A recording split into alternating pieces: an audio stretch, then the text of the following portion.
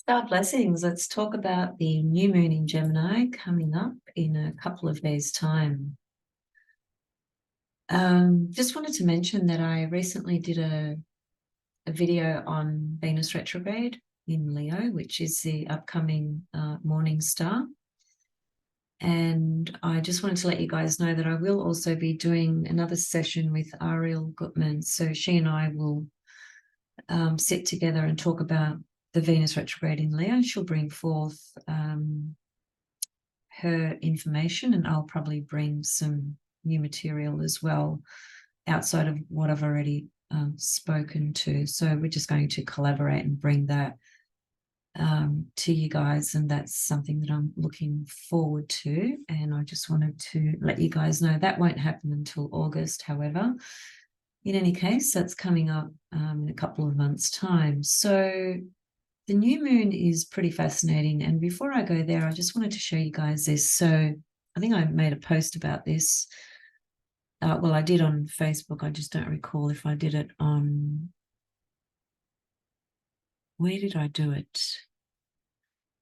Community section. I don't remember. But anyway, I'm bringing it up again because I think it's relevant just the events that are going on in the world. Mel Gibson, the actor, Mercury, 29 degrees of Capricorn, Pluto right on it 3 times. That's him pretty much exposing Hollywood and other corporations, groups, institutions, whatever it may be. He's been putting a doco together, a 4-part series on he's putting the spotlight on child trafficking and things of that nature. And he's been speaking up on Hollywood actually since probably the late 80s, I'd say. He's almost immediately, once he got in there, he's obviously a very perceptive individual, and obviously has a lot of integrity, regardless of certain things that have happened along the way that have been used against him pretty harshly. But if we can just separate those personal components of his life, which were, I think, taken out of context, edited, et cetera, et cetera. I'm not saying he's an angel, who is, right? But in any case, he has been a person who has spoken up, and I think transiting Pluto and his Mercury at the moment is all about that. And that's just relevant to the current circumstances. So I just wanted to flag that again. So here is the new moon in Gemini happening just a few days before the solstice, which is obviously a very important time every year. More so from a spiritual perspective, things rebalancing, things clearing, our own soul having more of a connection to spirit and alignment and things of that nature. So it's always a really special time from a spiritual perspective. And I think relative to the earth plane, it does probably intensify matters that are already going on, let's say. It's pretty clear to all of us that we are still in very deeply profound transitional periods in this third dimension reality. Pluto's gone back into Capricorn. It's June 11th when it went back into Capricorn. It's going to be there until January of 2024. So it's the final closure, sweeping through the last couple of degrees of Capricorn, pretty much destructing the old structures are going down. And it's so obvious in so many ways that, the more pushback that you see in this third dimension reality, that is from certain structures and systems and organizations and groups of people and so forth, namely the ones that have tremendous power through tremendous dollar signs who subsequently impose control and so on and so forth, the more there is a sense that control is being lost because souls are waking up, for lack of a better word, the stronger that that push is going to come from those entities, from those realms, right? It's just how, it's not even a personal opinion, it's just so abundantly obvious and clear. So I'm bringing that up because I think, you know, at the moment we are still in such huge cataclysmic storylines and narratives and themes and things going on the earth plane, you know, in so many ways, of course, politically and otherwise. And we can very easily get very swept up in all of that. It's very hard not to, you know, unless you live in the desert where you have no technology, no radio, no phone, no TV, and you're just sitting with nature, as it were. That's probably one of the closest ways to not be subjected to or aware of what's going on. But most of us don't live like that. That's the reality. And I guess part of that in a positive light is because we chose to be born at the time that we did, for many different reasons, but from a collective perspective, obviously to be participating in this transition, right? So the solstice is going to, I think, you know, highlight those things on the earth plane a lot more, given that this new moon happens just before the solstice. It's obviously a very important new moon. So some of the things that I want to highlight relative to this new moon, there is the new moon there at 26 degrees of Gemini. First of all, it's conjunct Juno, the goddess of marriage, relationships, commitment, agreements. She can speak both to personal relationships and or business relationships as well, but fundamentally she's the principle of commitment. So she's there with this new moon, which I think is very, very important in the realm of all relationships for all of us in different ways. For some people, this will activate matters in relationships, you know, quite significantly. And for others, it, you know, will neither be here nor there. And not every single new moon activates, you know, major significant life passages in our life. Otherwise, if it did, that'll happen to all of us every month, right? That'd be a bit too much, I think, for all of us to take. So there's general kind of themes from every new moon. It's obviously always a great time to set forth some new intentions. The intentions must speak to the sign, that is, what sign is the new moon in, and what house placement does the new moon land in your own chart. Those are the two kind of layers that would inform what you are actually intending for this new moon cycle. So Gemini is, of course, about communication, writing, speaking, ideas, learning, reading, you know, networking, and so forth. At best, it's those aspects of life being stimulated, our curiosity being stimulated, our interests stimulated, and exploring those various facets of what we are interested in, whatever it may be. On the other hand, however, we have the component of Gemini, which always speaks to the left brain, linear mind, personal opinions, and the tendency to split things into good, bad, right, and wrong. That's the downside to Gemini from an archetypal personality perspective. So the other thing that's going on with this new moon is there is a T-square to Neptune and Ceres. Now, again, from an idealistic, spiritual, higher self perspective, this T-square can be very helpful from the point of view of nurturing Ceres, our dreams, into our consciousness, the sun, and into a new cycle, new moon, at best.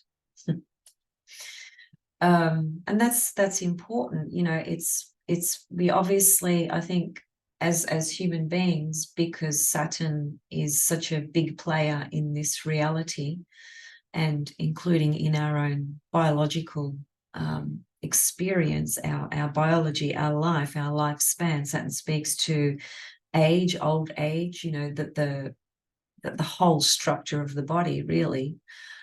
So we are aware that we have limits, you know, this idea that we can dream a particular thing into reality tomorrow is a very unrealistic perspective on life. There are limitations for everyone. However, that does not mean that we should lose sight of dreaming different things that we wish to experience, manifest, develop, cultivate, and so forth. I think the key is just to perhaps be realistic about the fact that nothing happens overnight, right? So from that more transpersonal level, and because Ceres certainly corresponds to nurture, or the lack of nurture, can speak to that. It can speak to loss and grief. Ceres is quite a difficult asteroid, actually.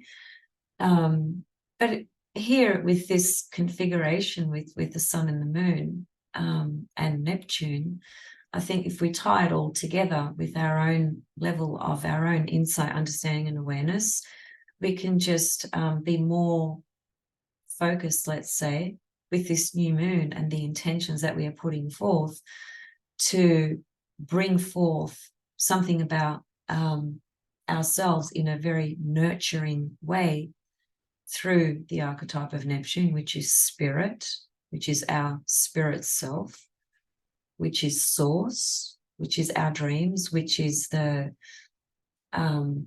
ideal of unity, unison, love, compassion, empathy, oneness, the things that we all know would make life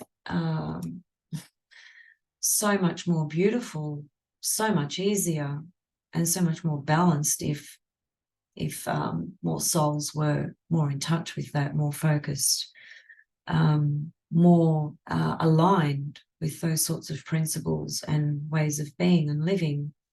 But the fact is that the majority do not operate like that. You know,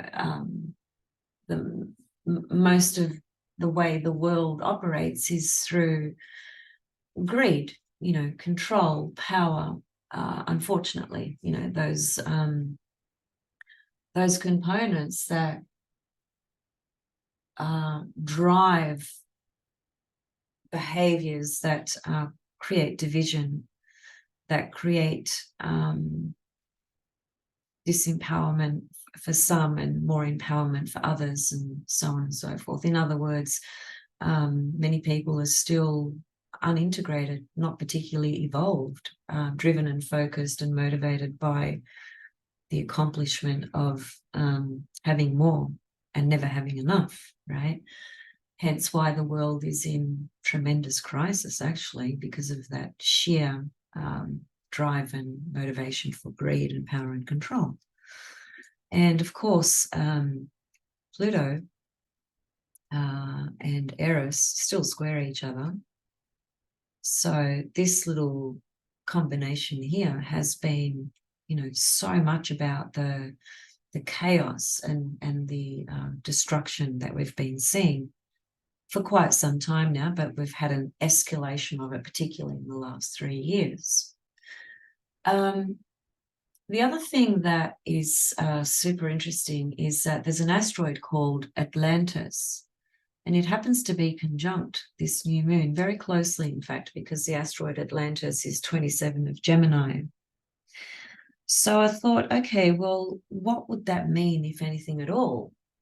Now, there are lots of people on the earth plane that um, believe lived at the time of when the Atlantean culture existed. And a lot of those souls and people have memories, dreams, practice meditations, have a resonance with that energy of that time, which was all about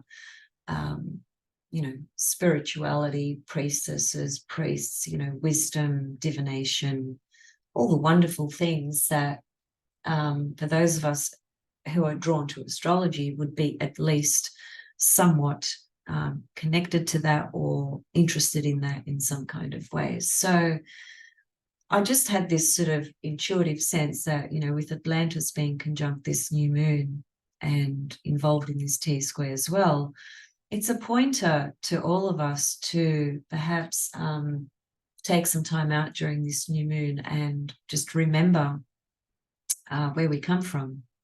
Remember our source energy, our light, our spirit, and just how powerful that actually is, because it is soul, source, immutable consciousness, which means it can never be destroyed, but only change in form. I love that definition of soul or spirit.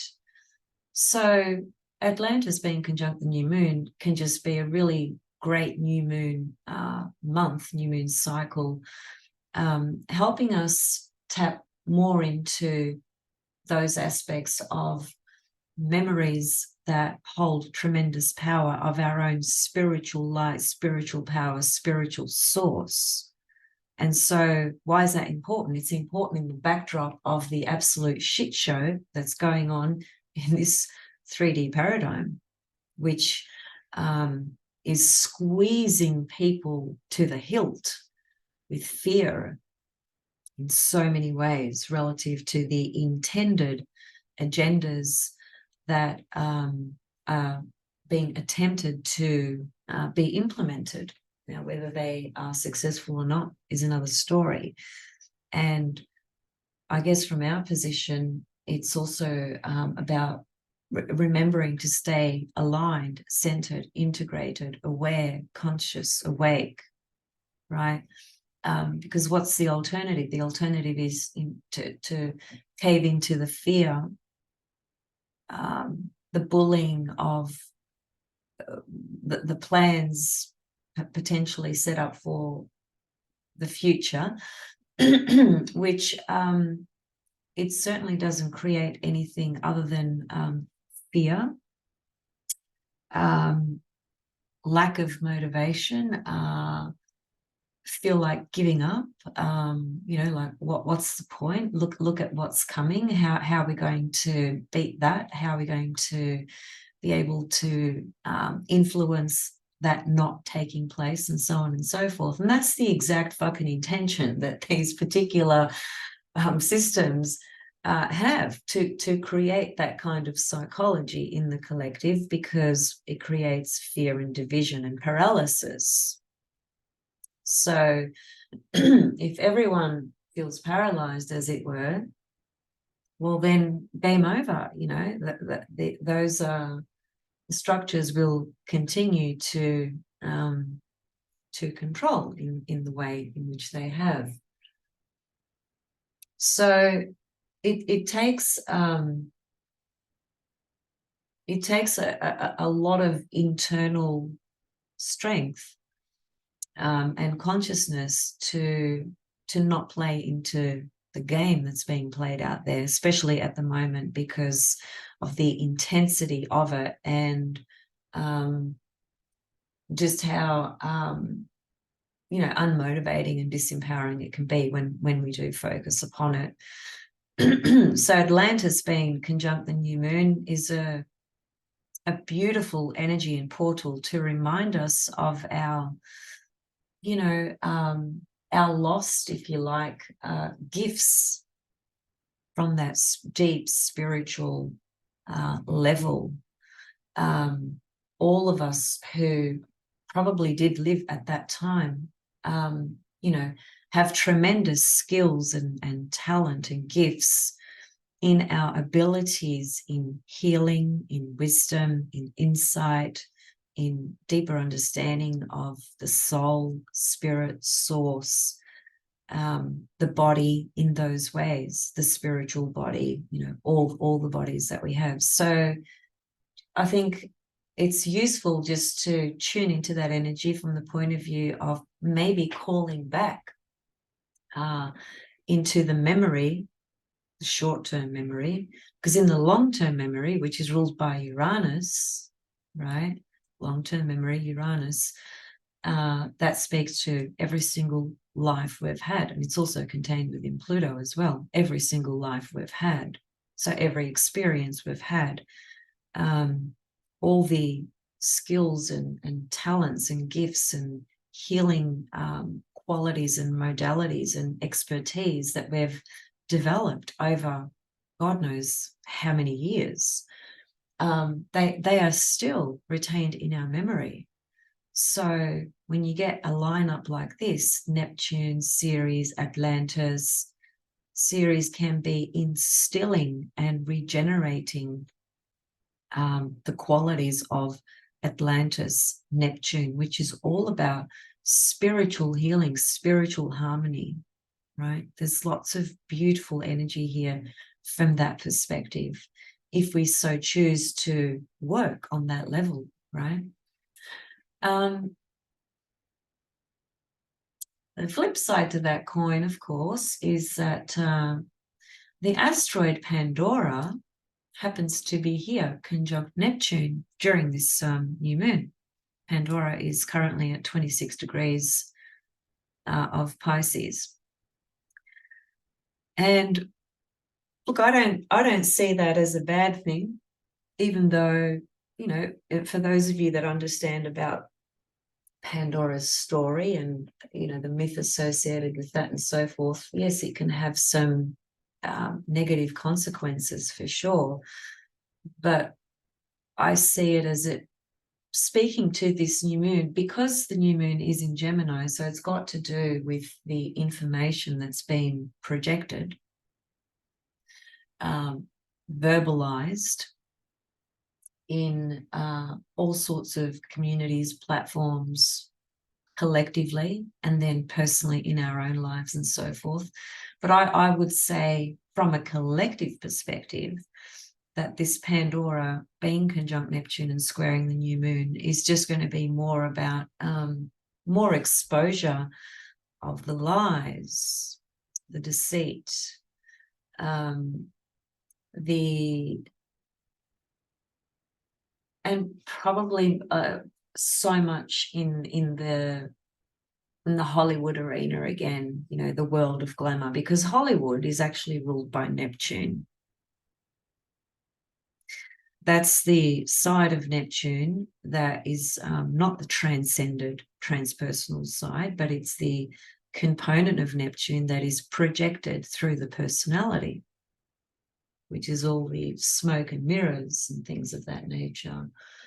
You know, just think about, if you're old enough, think about 30 years ago when we didn't have access to all this social media, and you went to a cinema or you watched, you know, your favorite actor or your favorite movie or your favorite musician, and they seemed unreachable, untouchable, right? They seemed like they were not even a human, you know, that they were just this idealized person that we admire, adore, look up to, are inspired by, so on and so forth, right? And in the last, probably more so in the last decade, you know, since Instagram and all of that, and you see now,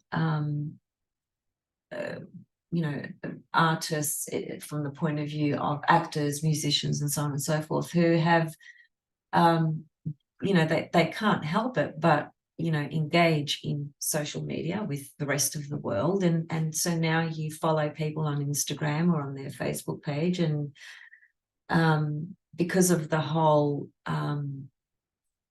pandemic that occurred the last 3 years, and people were isolated, which was such a clever psychological scam to paralyze people.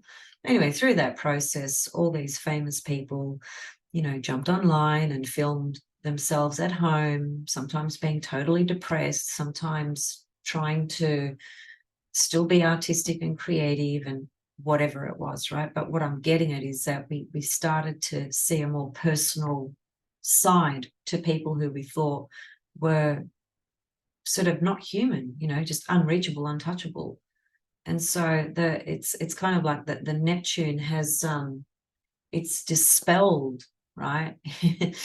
it's sort of melted away that idealistic perspective that we projected onto these people, and now we know that they're human, just like you and me, right? They have their highs and lows, they have their troubles, and so on and so forth, right?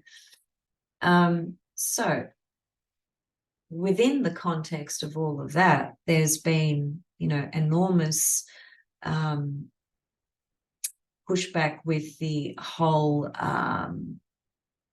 the games that I suppose Hollywood has played, you know, in the various ways that they have. And so certain people involved in that industry have decided to speak out. So I think Pandora with this new moon is just going to open Pandora's box more, ever so more. You know, there's already been such a huge explosion of exposure to so much, but it's you know, it's at the point where many of us are left wondering, well, how much of this is true and how much of that is true, and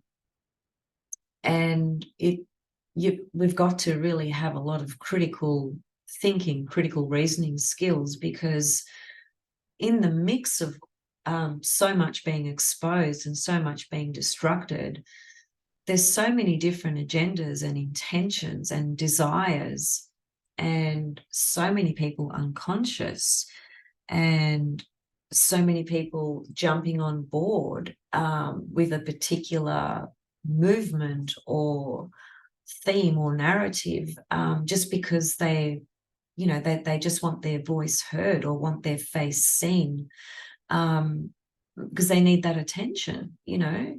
And that it's not even about uncovering a truth for them, but it's rather about them getting the attention by using a particular story about an individual or a group. And I'm seeing so much of this on Facebook, actually, you know, just random people, Neville nobodies, picking different bits and pieces of videos, whether it's politicians or celebrities or whatever it is, and you know, just bringing it all onto their little platform, their Facebook platform, and doing a live stream or whatever it is they call it.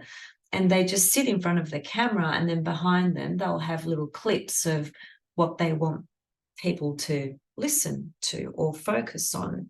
And it's usually you know, intended in the way that they're in support of or totally against of what subject they are wanting people to focus on. So I'm just seeing a lot of that, and I'm seeing it's, to me, it's just so transparent. I can just see straight through those people, and I can just see that so many of them they really don't know what they're talking about, and there's not a great deal of authenticity there.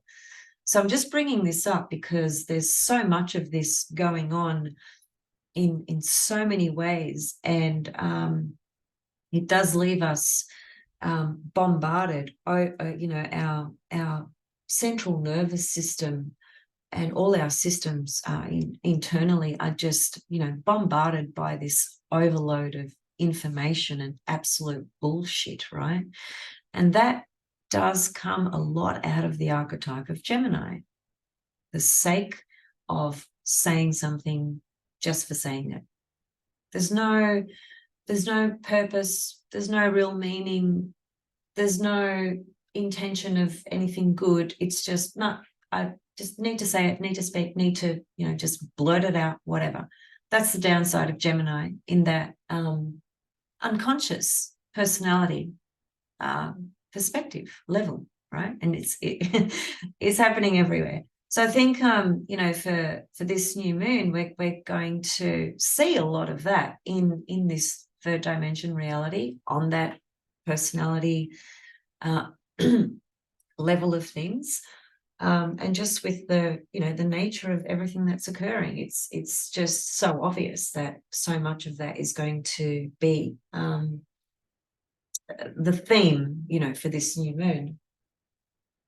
But Pandora squaring this new moon and conjunct Neptune, whilst on the one hand it can be the exposure of more, because of the amount of information that's been leaked everywhere, and because, as I gave the example a moment ago, of people just speaking and creating live streams and creating videos and whatever, just for the sake of getting some attention or having a little following or whatever it may be. And there's a lot of people that are doing that.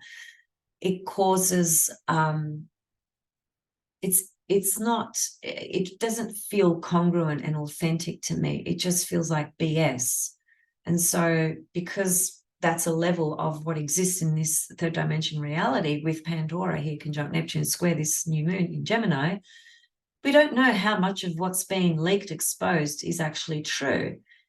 You'd be surprised just how much people edit and fabricate and lie and create smoke and mirrors with what they're presenting and what they're saying. It's quite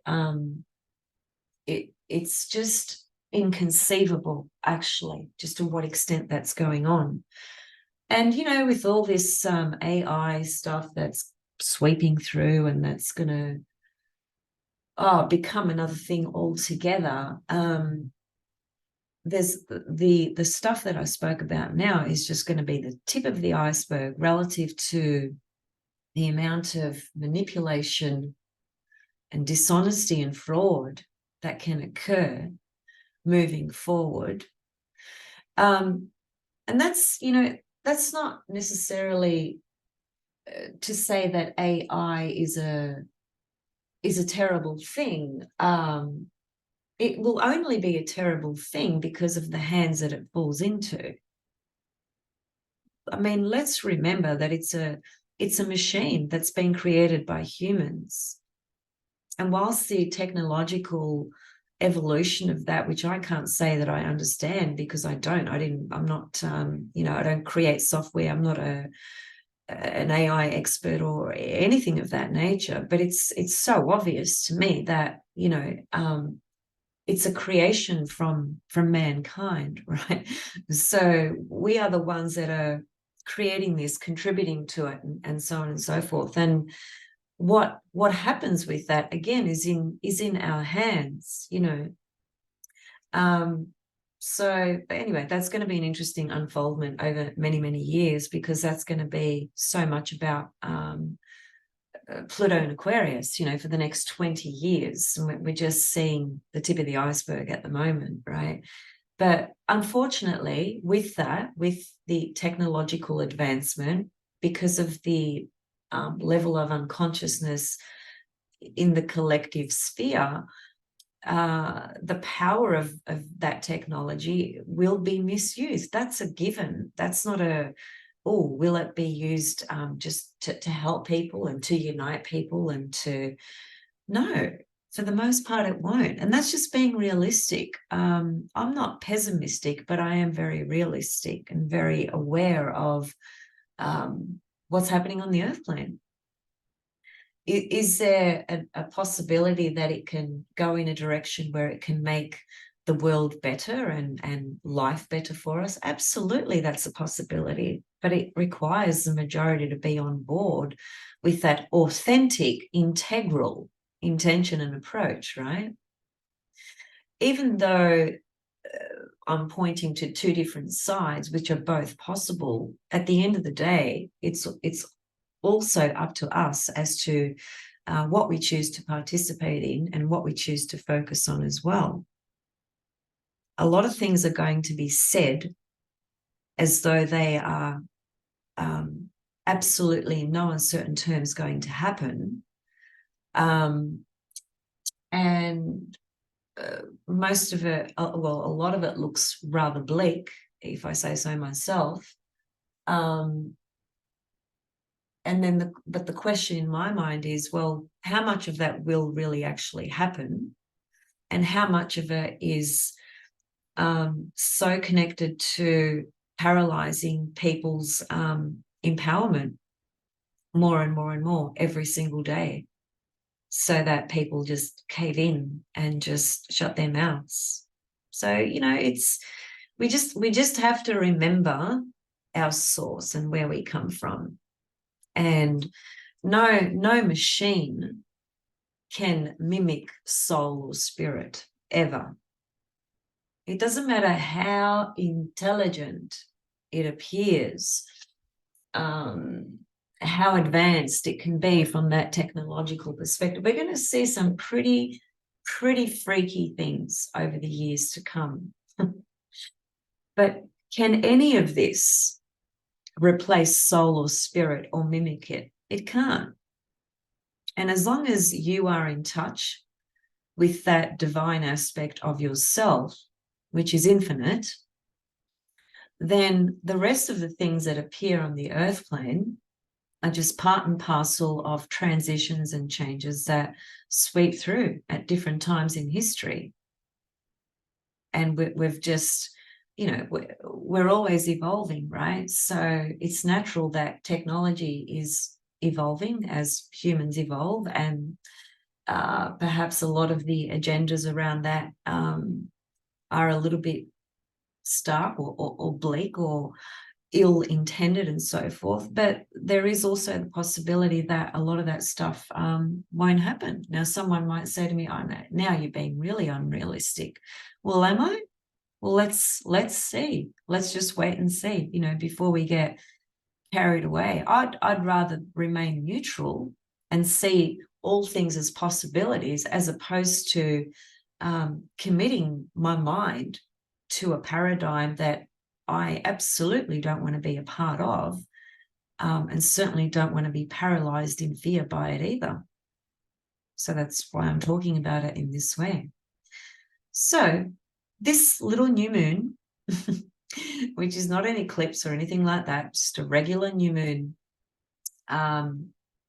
is, you know, is taking place, as I said, you know, just before the solstice, has these aspect patterns connected to it, which, once again, in the third dimension reality, Neptune squaring the new moon, of course, can create so much deception and confusion, right, in people's perspectives and in people's exposure to information. Gemini, whatever's been communicated and said as it being gospel and so on and so forth. Neptune at that third dimension personality level can create tremendous deception and confusion. So if that is true, which it is of Neptune, I've experienced it firsthand. I'm still experiencing it in certain ways. Neptune's right on my Venus still. So I've had a big dose of that the last 18 months or so, and I've still got it for about another year or so.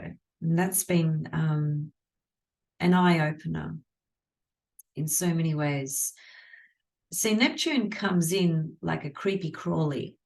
It doesn't come in with intensity, and it doesn't come in a cold, hard way. Intensity is Pluto, and a cold, hard way is Saturn.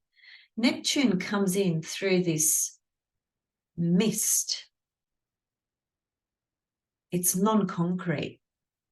It's the trickiest energy out of all of them, the most elusive, which is why you don't know what's going to happen and how far you will fall into some kind of delusion or believing into a narrative, a reality, a story, a person, whatever it is, so deeply. You can be so mystified by it and so hypnotized by it. Neptune corresponds to hysteria. Look at the hysteria going on the planet at the moment with the whole transgender movement and the amount of distortion that's going on there, because there are big, big, deep, deep pockets behind all that nonsense, deep pockets. And the communities involved at war with each other are just sorry to say, but they are the puppets on the strings. Like, if people literally just somehow found a way to be their own authority, stand in their truth within themselves, keep nurturing their consciousness, you wouldn't see this nonsense and craziness that you're seeing right now. These are all just little games that are being played, controlled, manipulated by higher entities and forces who have very specific, bigger picture plans. It's not funny, but sometimes I find it funny because I just think, wow, how asleep can you be that you just can't see it? So anyway, within this whole story as well, new moon,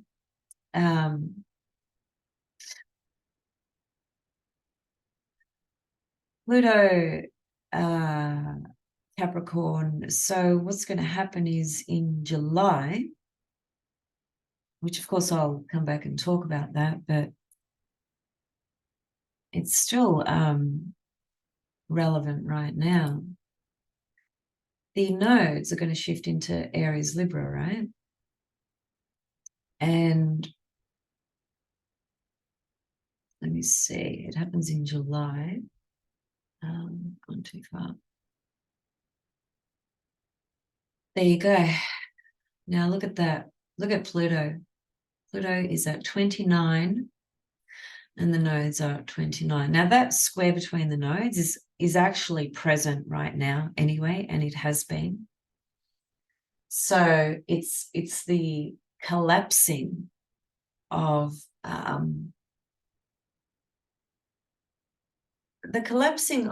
lot of old paradigms and systems, right? Narratives and stories. And because Pluto, of course, has gone back into Capricorn,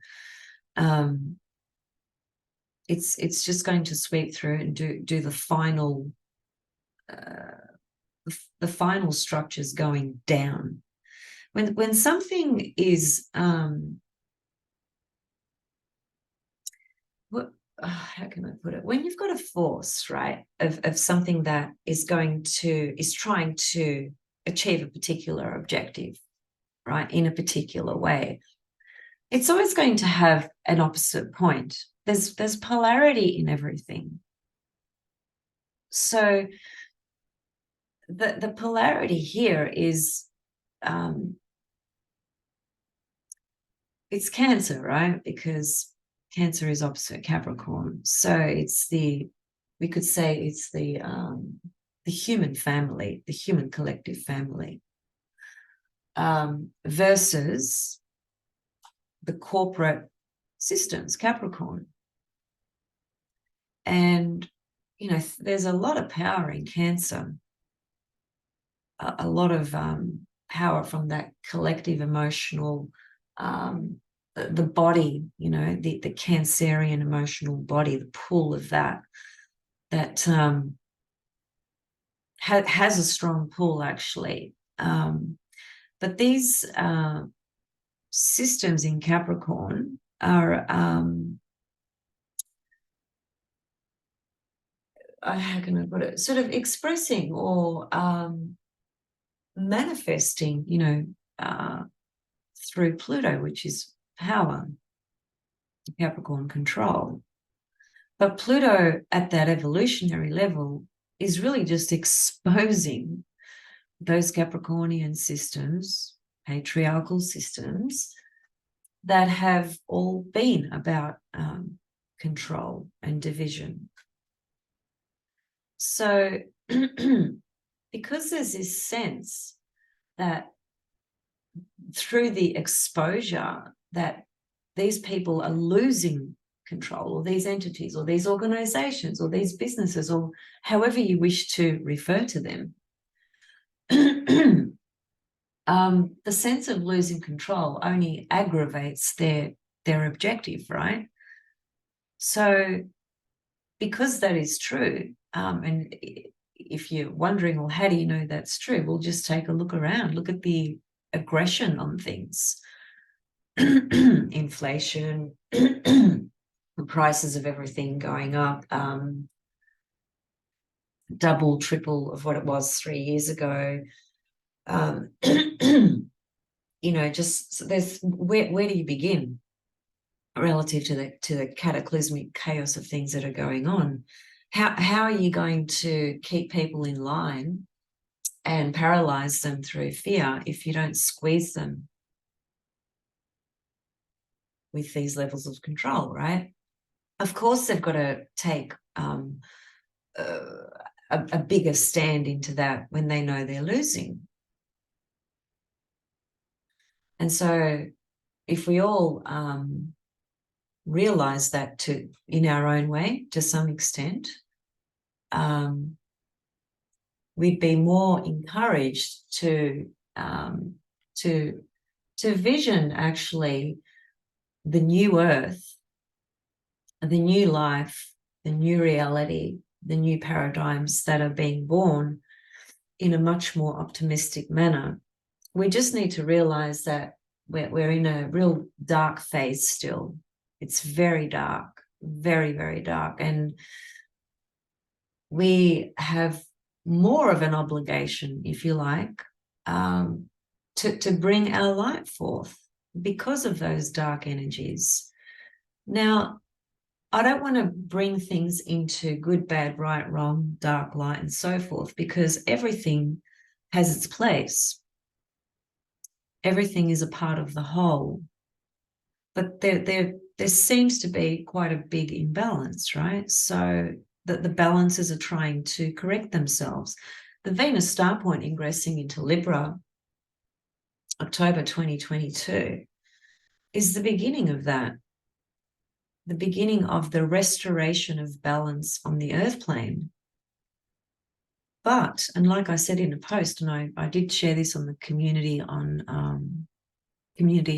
section in YouTube and on Facebook and so forth, one thing that people assume about Libra is that Libra naturally brings in peace, balance, harmony. That Libra is already, she's already balanced, or that archetype already is balanced. And it's not. It's striving to integrate balance. That's what it's doing. It's striving to create that balance. So Venus ingressing into Libra, the new Venus Libra star point, which will be there for 100 years, and we're just at the beginning of that. Imagine, how much restoration and balance will occur over the next 100 years. Further to that Venus Libra star point in 2026 goes back into Scorpio for one last little dip. And to me, that says that there's still a lot more darkness that needs to be dispelled, expelled, exposed. And that's what's going to happen. So we're not going to see the restoration, beauty, peace, and harmony next month, or even next year for that matter, but it's a work in progress. And sometimes we do reach a point where, especially in the last 3 years, because we've all been pushed, squeezed, tested to the hilt in so many ways, a lot of us are very, very tired. Most of us are, actually. And that's the whole plan and agenda with these sorts of games that are being played, because that just drains the psychology of a human being, right?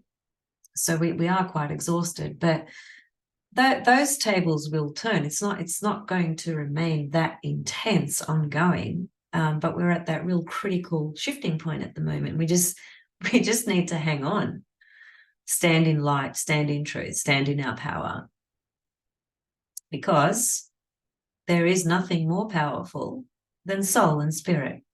That's it. That's all you need to remember.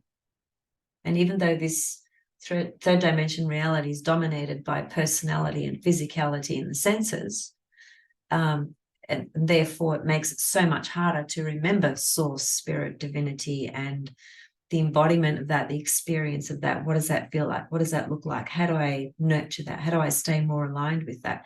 It's very, very tricky because it's so subtle. It's not obvious. It's not like getting up and having a shower and getting dressed and getting on with your day. That's the physical part of your life, right? The spiritual components of your beingness, of who you are, your essence, your core, it's a very subtle experience or existence. And there are various methods and techniques that can help you stay aligned with that, but it does require a lot of conscious intention and effort, right? So I think if we can just remember the importance of that as we go through these motions, because they are motions and they will dissolve, they will dissipate, they will ease off, but it's like real crunch time at the moment. And that's evident because of the matters that are rising up, as it were, right, on the earth plane. It's really obvious. I just hope that, yeah, all of you listening at least can see it. Okay, I'm going to go. I really just wanted to mainly just highlight Atlantis on the new moon, Pandora on Neptune, and this T-square. And just in the context of these larger things that are going on, Pluto back into, pardon me, Aquarius, squaring the nodes. One thing I forgot to mention here is that Saturn is stationary. It's going to go retrograde, basically. So it's stationary retrograde. And I think that's very significant here as well. It is square the new moon, but only by sign, not by degree, but it's still squaring that new moon. So I think that's part of this story here as well. And I think I'll come back and speak to Saturn retrograde in Pisces, perhaps, in another video, because I've just ran out of time for today. Yes, I think I'll do that, because it'll just take me into another 30 minutes or 40 minutes or whatever, and I can't do that today. So yeah, wishing you guys a happy new moon, and stay aligned, stay centered, stay focused. Remember your true origins, Atlantis on the new moon, your true origins that are beyond the superficial, deceptive bullshit that's projected out there to create paralysis in people's psychology in so many different ways, right? And we will see, a lot of things coming out of Pandora's box during this time, for sure, for sure. So you just need to protect yourself. You just need to be careful about what you're allowing yourself to constantly listen to, right? It's one thing to be aware, but it's another thing to invest your energy in, or whatever it may be. So take care, and I will see you all very, very soon. Much love and happy new moon.